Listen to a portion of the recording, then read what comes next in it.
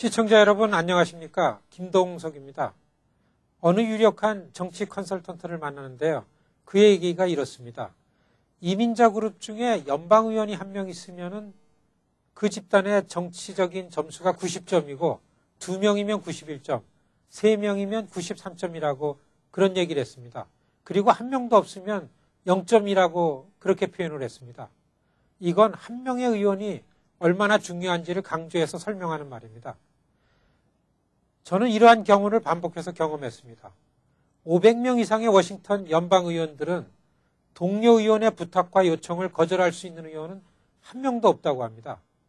자신이 언제 어떠한 요청을 해야만 할지 모르기 때문이라고 합니다. 시청자 여러분, 수년 전에 북한이 연평도를 포격했습니다. 1950년 전쟁 후에 어느 지역이 직접 폭격을 당하긴 처음의 일이었습니다. 한국으로선 정말로 다급한 일이었죠. 연평도가 공격당한 일은 북한만의 문제가 아니고 중국이 더 큰 문제였습니다. 미국이 신속하게 움직이지 않으면 안 되는 아주 절박한 상황이었죠. 백악관과 국무부 그리고 국방부가 어떠한 신속한 조치를 취하려고 해도 의회가 문제였습니다.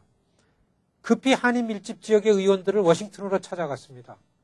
국무부가 요청하기도 전에 의회 내 친한파 의원들이 먼저 성명서를 냈습니다. 동맹국가가 공격당했으니 미국이 신속하게 나서야 한다는 성명서입니다. 지역구의 친한파 의원들을 접촉하고 설득시키는 데 3일이 넘게 걸렸습니다.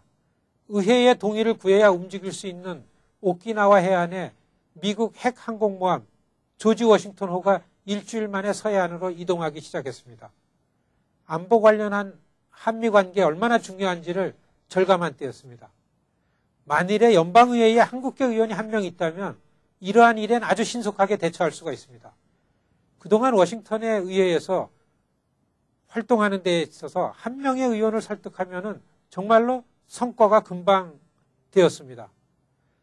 정치력과 정치인엔 확연한 차이가 있습니다. 정치인이 있다고 무조건 정치력이 강한 것은 아닙니다. 구체적으로 따져보면 정치인에 주목하기보다는 집단적인 정치력을 목표로 해야 합니다. 선출직에서 오랫동안 몸담고 있으면서도 구체적인 정치적 성과를 내지 못하면 소수의 입장에선 정치인이 없는 것만 훨씬 못합니다. 그래서 한인 정치인보다는 한인들의 집단적인 정치력이 더 강조되고 더 중요한 목표가 되어야 합니다.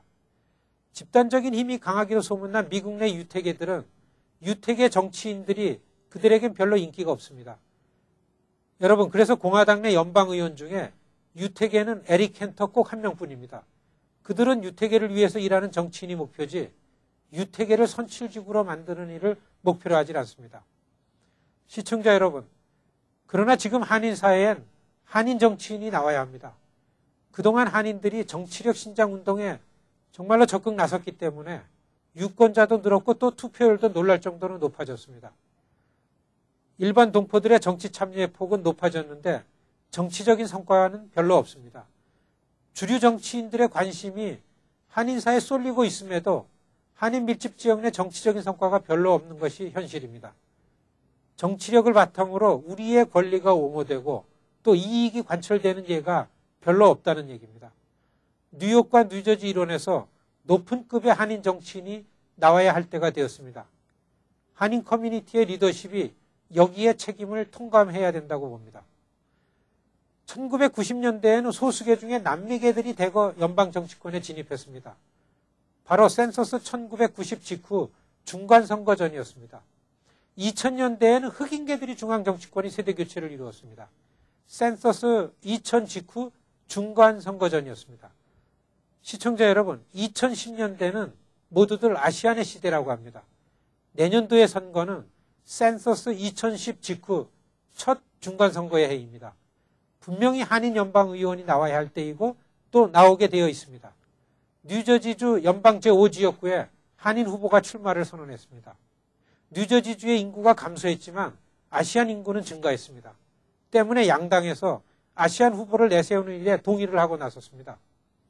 유력한 정당의 전략지역에 반드시 당의 차원에서 당선시켜야 할 전략 후보로 한인을 내세웠습니다. 올해 32살의 커클랜드 앤 앨리스 펌의 변호사인 로이조 씨가 바로 그입니다. 그를 내어놓고서 그의 당에선 과연 한인 커뮤니티가 그를 연방의원 만들기에 관심을 갖는지 지금 관찰하고 있습니다.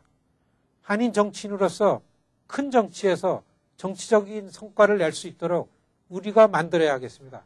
시청자 여러분, 연방 하원 후보인 로이 조 씨에게 큰 관심을 가져주시기를 요청드립니다. 감사합니다.